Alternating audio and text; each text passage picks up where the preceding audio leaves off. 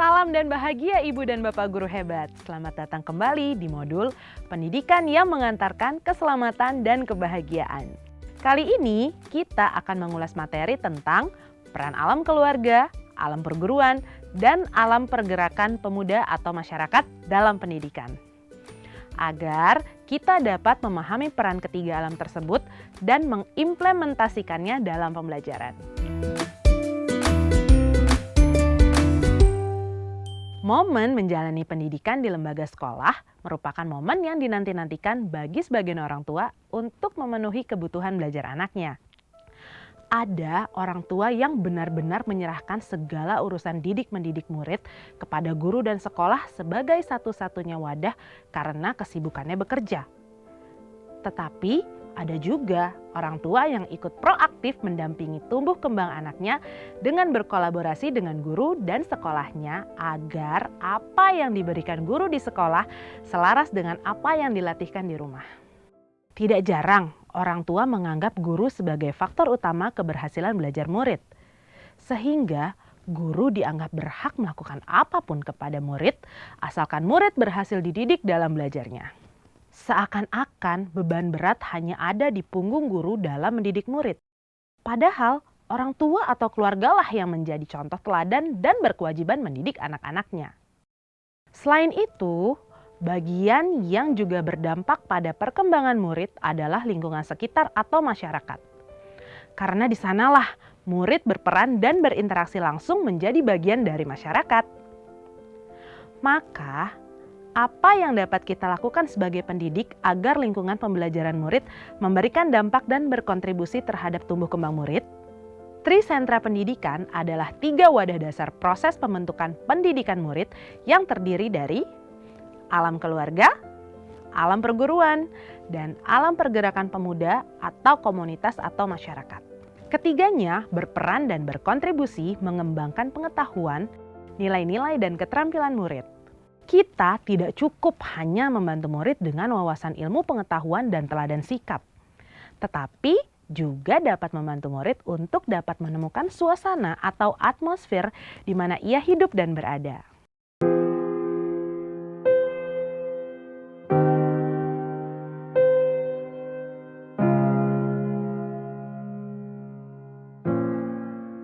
Guru bersama orang tua membantu murid untuk menemukan dan memiliki budi pekerti luhur yang siap digunakan dalam mengembangkan rasa sosial murid di lingkungan di mana ia berada. Maka, hubungan antara alam keluarga, alam perguruan, dan alam pergerakan pemuda atau masyarakat perlu dikuatkan dan diwujudkan dalam pembelajaran murid-murid kita. Sekarang, mari kita bahas satu persatu wadah dasar proses pendidikan tersebut.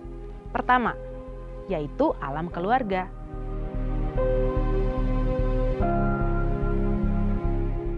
Pada alam keluargalah anak mendapatkan dasar pendidikan budi pekerti dan pendidikan sosial. Karena secara naluri, baik disadari atau tidak, manusia memiliki kecakapan dan keinginan untuk mendidik anak-anaknya secara rohani dan jasmani.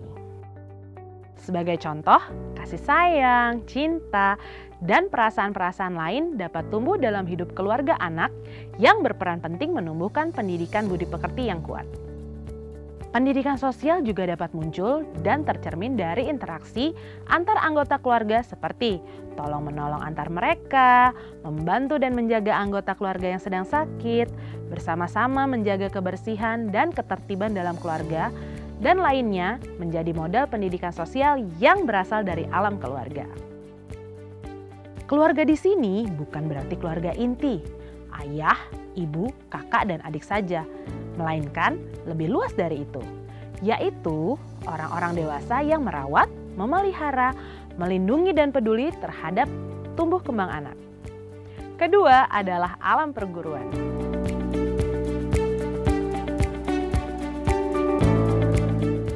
Alam perguruan ini meliputi semua jenis dan bentuk satuan pendidikan yang berperan dalam mengembangkan kecakapan berpikir murid. Ki Hajar Dewantara menyebutnya dengan balai wiyata. Disinilah kecakapan murid dapat terus diasah melalui pendidikan intelektual. Akan tetapi, Ki Hajar juga mengingatkan kita bahwa semakin cakap kemampuan berpikir dan luasnya pengetahuan, semakin kuat pula ego dan budi keduniawian atau materialisme. Akibatnya dapat menghasilkan jiwa antisosial murid. Oleh karena itu, alam perguruan sebisa mungkin dapat selaras dan berkesinambungan dengan hidup alam keluarga dan tidak boleh terpisah. Agar murid mendapatkan kecerdasan kecakapan berpikir dan juga kecakapan sosial emosional.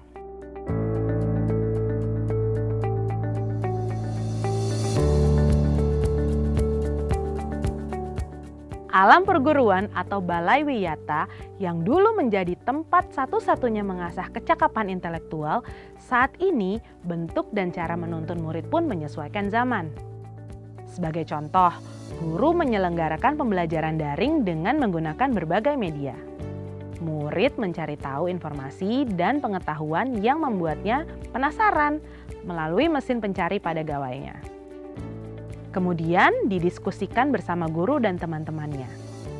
Maka, guru perlu memahami konteks kebutuhan dan cara belajar murid pada masa sekarang juga sekaligus menjadi mitra kolaborasi dengan keluarga. Dan yang ketiga, yaitu alam pergerakan pemuda atau masyarakat.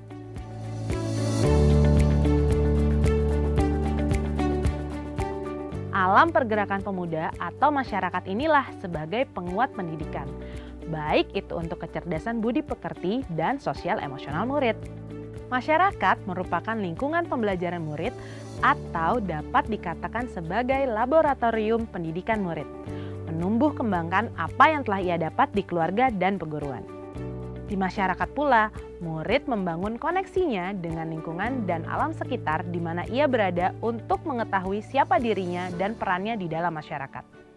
Sama dengan apa yang terjadi pada alam perguruan, majunya teknologi, terhubungnya setiap warga negara dengan warga negara lain melalui jaringan internet, membuat kita berpikir kembali tentang definisi alam masyarakat yang semakin meluas. Tidak hanya berada di lingkungan sekitar, tetapi juga meluas bagian dari dunia yang tanpa sekat. Hadirnya teknologi juga membuat terbentuknya wadah-wadah baru dalam proses pendidikan murid, proses belajar murid. Sebagai contoh, alam digital atau maya, alam algoritma, alam data, dan wadah atau alam-alam lain yang dibentuk dari majunya teknologi mempengaruhi cara belajar, berperilaku, dan aktualisasi diri murid-murid kita. Maka, bukan hanya definisi alam pemuda atau masyarakat yang semakin luas, melainkan juga cara pandang kita sebagai pendidik dalam memahami bagaimana murid terhubung dengan lingkungannya.